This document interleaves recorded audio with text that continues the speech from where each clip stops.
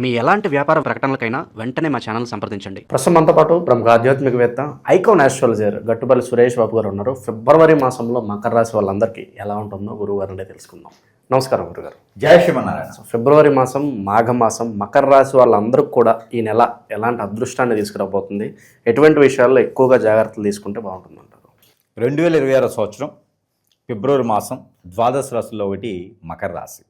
ఇటీవల కాలంలోనే మనం చూసినట్టుగా కనుక గ్రహ సంచారం, పంచగ్రహ కూటమి, గ్రహణం కాదు పంచగ్రహ కూటమి ఉంది. ఆదివారం అమావాస్య వచ్చింది. ఇవన్నీ కూడా మకర రాశిలో సంచరించాయి. జనవరి మాసంలో మనం చూసినట్టయితే కనుక 18వ తారీఖున తర్వాత వెంటనే గ్రహ కూటమి తర్వాత వీరికి అత్యద్భుతంగా కలిసి రావడం మొదలవుతుంది. ఎందుకంటే వీరిలో శక్తియుక్తులు అంటారు, కొన్ని హోరాస్ అంటారు. ఇవన్నీ కూడా వీరికి ఉన్నాయా అంటే ఉన్నాయని చెప్పొచ్చు. దాంతోపాటు వీరికి ఏదైనా దోషం ఉందంటే కనుక ఆ దోషాలు కూడా కొన్ని దోషాలు పటాపంచలయ్యేటువంటి కాలం అది. ఎందుకంటే ఎన్నో సంవత్సరాల తర్వాత వచ్చేటువంటి గ్రహకూటమి ఏర్పడింది కాబట్టి ఫిబ్రవరి మాసంలో ఆ తర్వాత వీరికి అద్భుతమైన కాలం మొదలైందని చెప్పొచ్చండి మకర రాశి వారికి.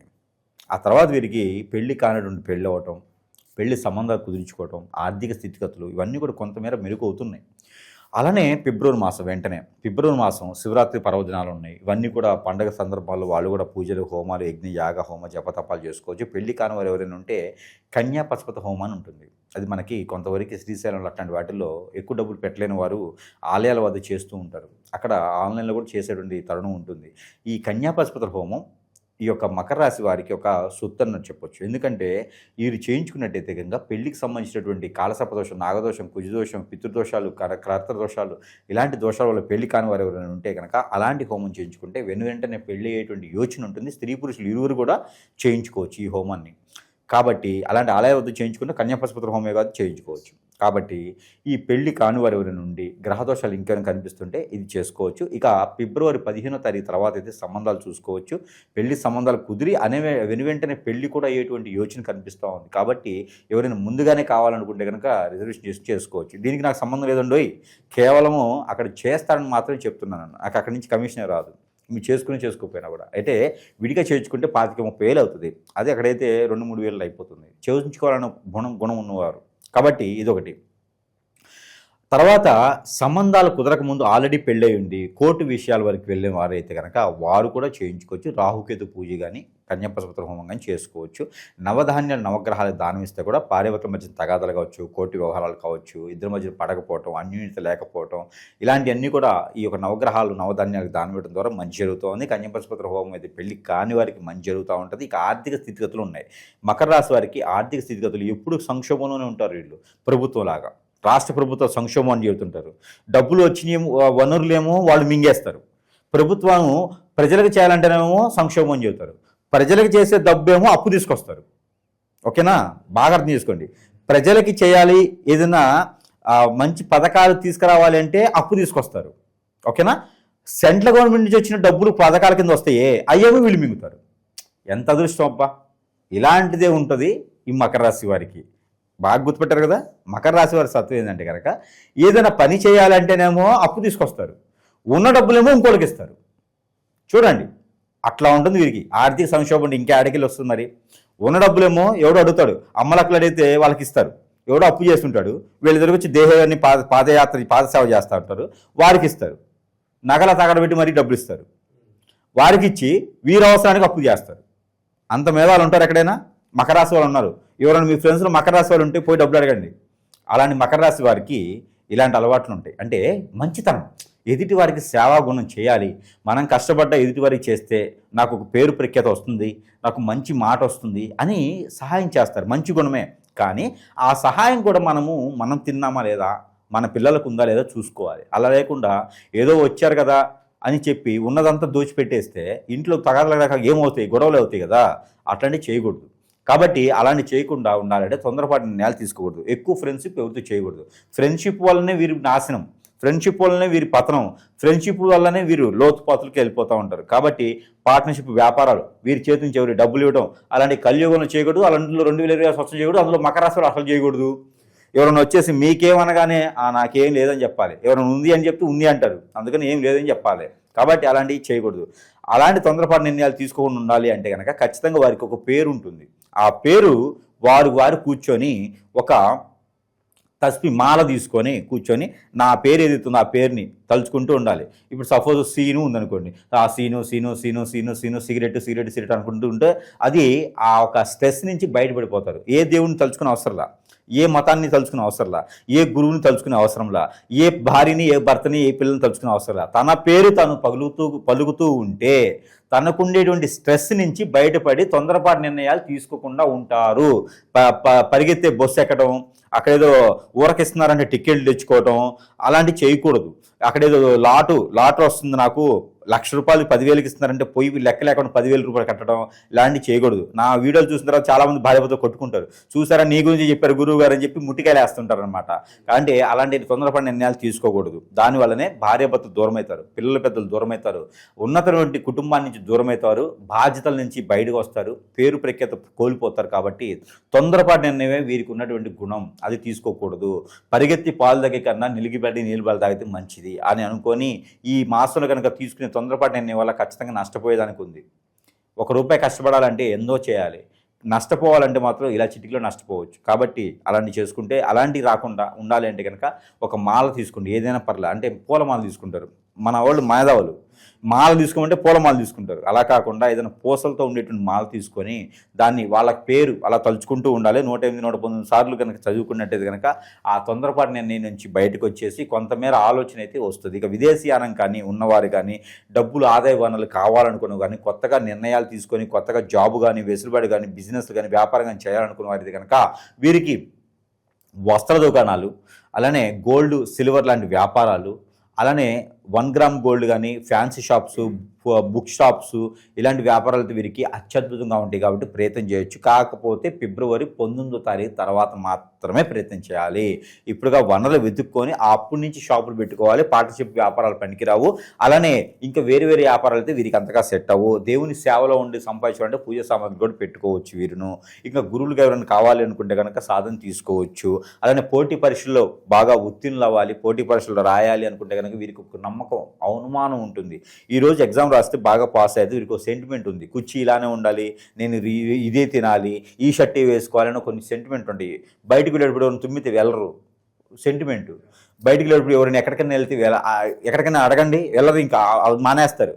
అలాంటి సెంటిమెంట్తో ఉంటారు. కాబట్టి దానికి తగ్గట్టుగానే వీరు పరిహారం చేసుకుంటూ ఉండాలి.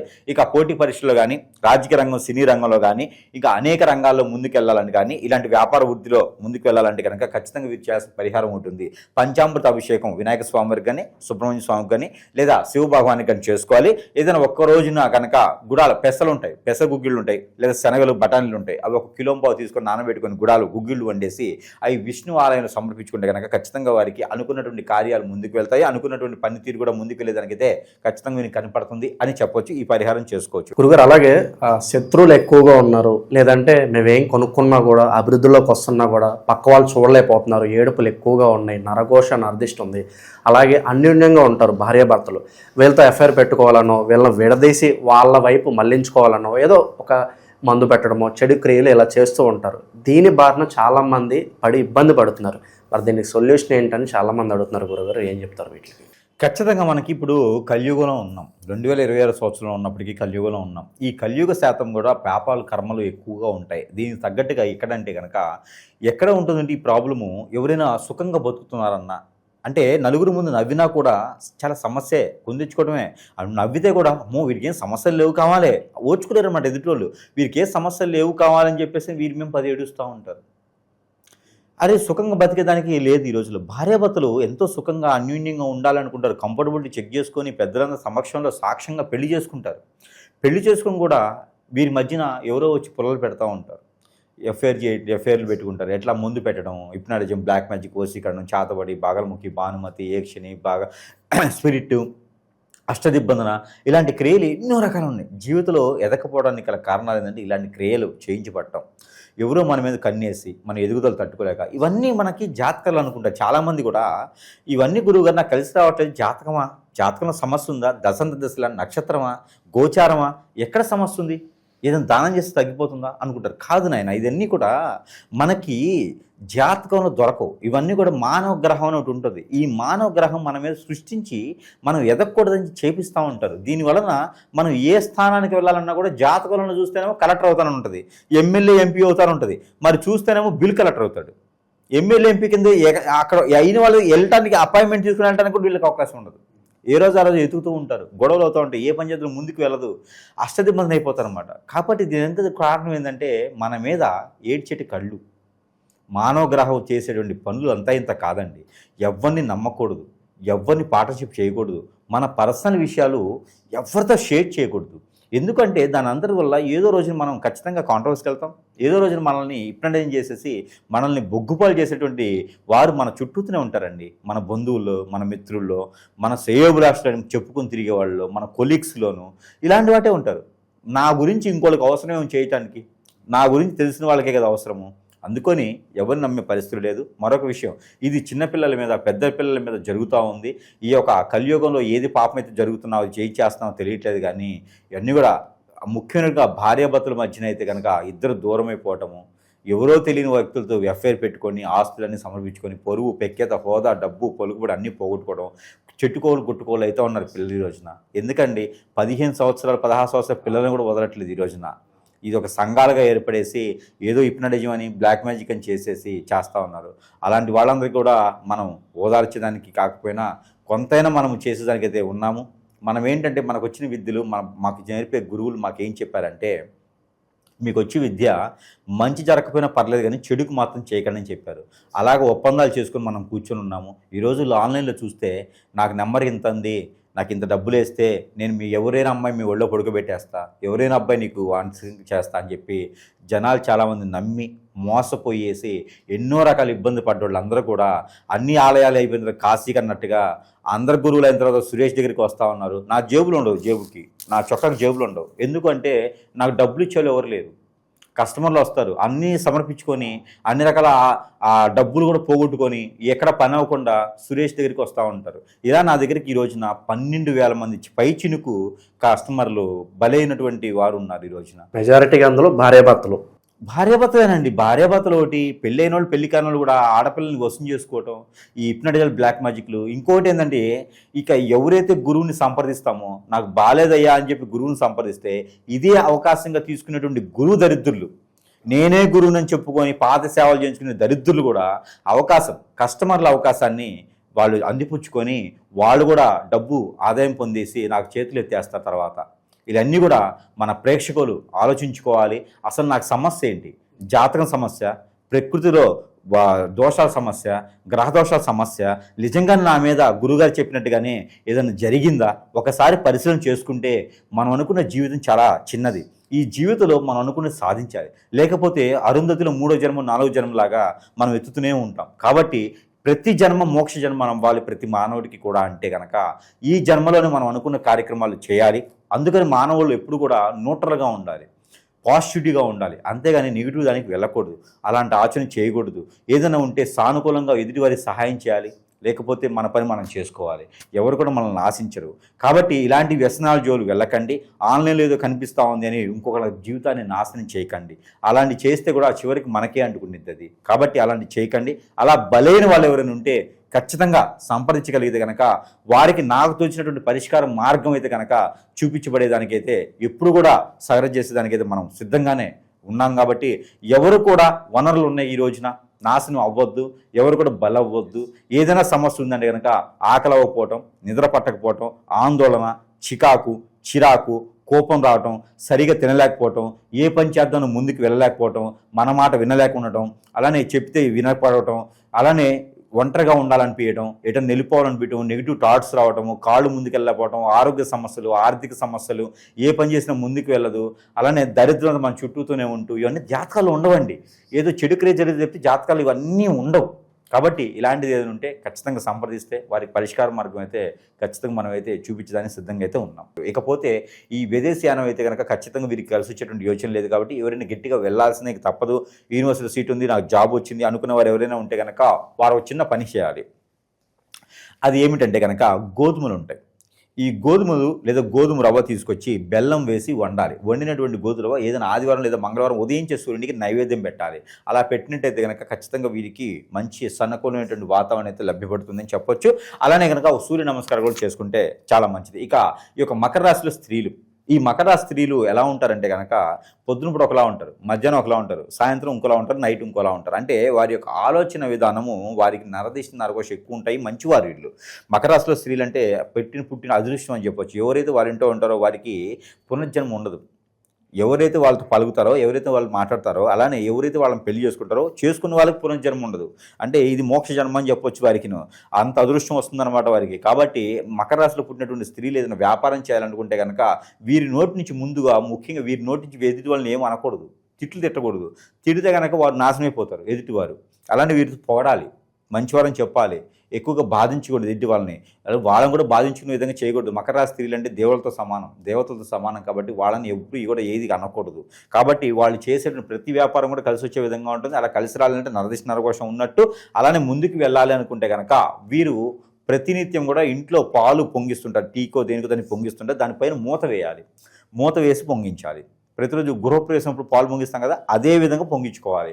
అదే విధంగా పాలు పొంగిస్తే కనుక వీరికి అన్ని రకాల సానుకూలంగా ఉంటుంది. పాలు కాగి చల్లార్చిన తర్వాత దాంట్లో కొంచెం బెల్లము, కొంచెం తేనె వేసి, కుంకుమ పువ్వు వేసేసి అమ్మవారికి కానీ స్వామివారికి కానీ నైవేద్యం పెడితే వారికి అష్టైశ్వర్య ప్రాప్తి కలుగుతుంది. జాబులు వెసులుబాట్లు, నిరుద్యోగులకు ఉద్యోగం వస్తుంది. స్ట్రెస్ అయిన వాళ్ళకి స్ట్రెస్ లేకుండా భార్యాభర్తల మధ్య దూరం కూడా తగ్గిపోతుంది. అన్ని రకాలు కూడా బాగుంటాయి స్త్రీలకైతే కనుక. ఇలాంటి పరిహారాలు చేసుకుని కూడా మన ప్రేక్షకులు ఎవరైతే మకర రాశి ఉన్నారో వారికి అన్ని రకాల సానుకూల వాతావరణం అయితే ఖచ్చితంగా లభ్యపడుతుందని చెప్పొచ్చు. ఇకపోతే ప్రతి ప్రేక్షకుడు కూడా మనకి అడుగుతూ ఉన్నారు, గురుగారు మీ దగ్గరికి రావాలంటే సమయం పడుతుంది, మీరు అపాయింట్మెంట్ ఇవ్వలేకపోతున్నారు. అంటే కస్టమర్స్ ఈ మధ్య చాలా ఎక్కువైపోతున్నారు. దాదాపుగా 12,000 మంది కస్టమర్స్ బలైన వాళ్ళందరూ, నా దగ్గర కాదండి, ఎక్కడెక్కడో బలైన వాళ్ళందరూ కూడా మన దగ్గరికి రావటం, మన దగ్గరికి వచ్చి చూయించుకొని బాగుపడే వాళ్ళు చాలామంది చూస్తూ ఉన్నాం ఈ రోజున. ప్రతి ఒక్కరు కూడా ఈ రోజున ఏంటంటే మనం చూస్తూనే ఉన్నాం వీడియోస్ కానించి, దొంగ గురువులు నమ్ముకున్న వాళ్ళు బాగుపడ్డ వాళ్ళు ఎవరు లేడు. దొంగ స్వామి దగ్గరికి వెళ్ళి రోజు కూడా పుట్టుకొస్తున్నాడు. ఎట్లా వస్తున్నారో నాకు అర్థం కావట్లా. వ్యాపారం దొరక్క స్వామీజీ అన్నట్టు అయిపోయింది అనమాట. ఇలాంటి వాళ్ళందరినీ నమ్మి బాగుపడటానికి లేకపోయినా కూడా వీళ్ళని ఇప్పుడు స్వాములే గురువులే చేస్తూ ఉన్నారు. అలాంటి వాళ్ళ దగ్గరికి దయచేసి వెళ్ళండి, కానీ మీకు బలవ్వకండి. ఇకపోతే మన దగ్గర అందరూ అడుగుతూ ఉన్నారు కామెంట్స్లో కూడా, వస్తువులు ఏమైనా ఉన్నాయా గురువు గారు అని. కానీ మన దగ్గర చాలా రకాల వస్తువులు మంత్రోచ్చారణ చేస్తుంటే వారి సమస్య ఏంటి, ఆ సమస్యకు తగ్గట్టుగా రాలేకుంటే కూడా వస్తువులు నేను పంపించేటువంటి సదవకాశాలు నా దగ్గర ఉన్నాయి. సరసమైన ధరలను ఉంది. దాంట్లో ముఖ్యంగా ఇది ఉంగరం. ఈ ఉంగరం అయితే కనుక చాలా బాగా పనిచేస్తుందండి. ఇదంతా కూడా ఏముండదు, స్టోను, యంత్రాలు, సిల్వర్, ప్యూర్. ఇందులో ఈ ఉంగరం ఉంది చూసారా, 3 రకాల యంత్రాలు ఉంటాయి ఇందులో. ఎవరు కూడా అంటే అఘోరా సైతం వచ్చి వారి మీద చేతబడి చేయాలంటే కూడా వారి తరం కాదు. ఈ ఉంగరం ఉన్నంత వరకు ఎవ్వరు టచ్ చేయలేడు వాళ్ళని. రాజకీయ రంగంలో ఉన్నవారు, సినీ రంగంలో ఉన్నవారు, జీవితంలో ఎదగాలనుకున్నవారు ఎవరైనా ఉన్నారు అంటే కనుక వారి మీద వారికి ఇంకా నమ్మకం లేదు అనుకున్న వారికి కూడా ఈ ఉంగరం పెట్టుకుంటే జీవితంలో ఇలా చిటికలో బయటకు వెళ్తారు. పైకి వెళ్ళడం అసలు పైకి కాదు, జీవితంలో ఎదుగుతారు. కాబట్టి ఈ ఉంగరం వారికి ఎన్నో రకాలైనటువంటి పరిస్థితుల నుంచి బయటకు పెడుతుంది. కాబట్టి దాంతోపాటు ఇది అందరికీ తెలిసిందే కియామాల. దీనికి కూడా మంత్రోచ్చారణ ఉంటుంది. కియామాల నరదిష్టి నరకోశ శత్రువై నుంచి బయటపడేస్తుంది. మన ఇండు మనస్సు ప్రశాంతంగా ఉంచుతుంది.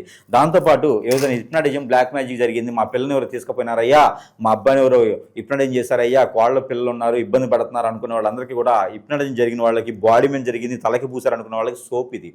ఈ సోప్ ద్వారా మంత్రోచ్చారణ చేసింది ఇది కూడా. ఈ సోప్ని ప్రతిరోజు ఒక్కసారైనా వాళ్ళు వాడుకునేలా చేయాలి. ఫేస్ వాష్ చేసుకుని సర్లా. ఈ సోప్ వల్ల వాళ్ళకి బయట బాడీ మీద జరిగిన హిప్నాటిజం పోతుంది. ఇక అష్టదిబ్బందుల ముడిపిది. ఇది ఇంటికి కట్టుకోవాలి.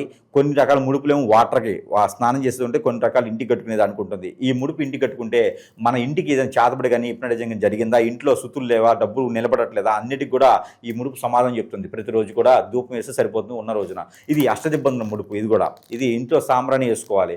ఇంట్లో ఉన్న నెగిటివిటీ అన్నీ పోతుంది. ఆర్థిక సంక్షోభం నుంచి బయటపడిపోతుంటారు. కాబట్టి ఇన్ని రకాల వస్తువులే కాకుండా ఆ సమస్యను బట్టి వస్తువులు నా దగ్గర 90 రకాల వస్తువులు ఉన్నాయి. ఇక ఆ సమస్యను బట్టి పరిష్కార మార్గం అయితే చూపించబడుతుంది. కాబట్టి దయచేసి దొంగ స్వాములను నమ్మి బలవకండి. దయచేసి మీకు మీరుగా నా జాతకం ఇంత, నా పరిస్థితి ఇంత అని దిగజారిపోకండి. ఎన్నో రకాల సమస్యల పరిష్కార మార్గాలు అయితే లభ్యపడుతూ ఉన్నాయి. ఎవరు కూడా నిస్సహాయపడకూడదు. ప్రతి ఒక్క ఒక్కరు కూడా భూమి మీదకి ఏదో రకమైనగా చేయడానికి లోక కళ్యాణం కోసం వస్తారు. అది నిర్వర్తించి మాత్రమే మనం కాలం చేయాలి తప్పితే దానికోసం మనం పోరాడాలి. ఎక్కడ ఏ వనరులో ఉన్నా కూడా దాన్ని సహకరించి చూసుకోవాలి. ఏ పుట్టలో ఏ పాము ఉన్నా కూడా దాన్ని చవి చూడాలి. అంటే పుట్టలు తోవద్దు, పుట్ట తోవే సమస్య లేదు, సామెత మాత్రమే అది. కాబట్టి ఇలాంటి వస్తువులు కూడా వాడుకొని మంత్రోచ్చారం చేసిన వస్తువులు కాబట్టి వీటితో కూడా బాగుపడేదానికి యోచన ఉంటుంది. కాబట్టి ఇలాంటివన్నీ కూడా చూసుకొని అందరూ కూడా బాగుండాలని మనస్ఫూర్తిగా కోరుకుంటున్నాను. జై శ్రీమన్నారాయణ.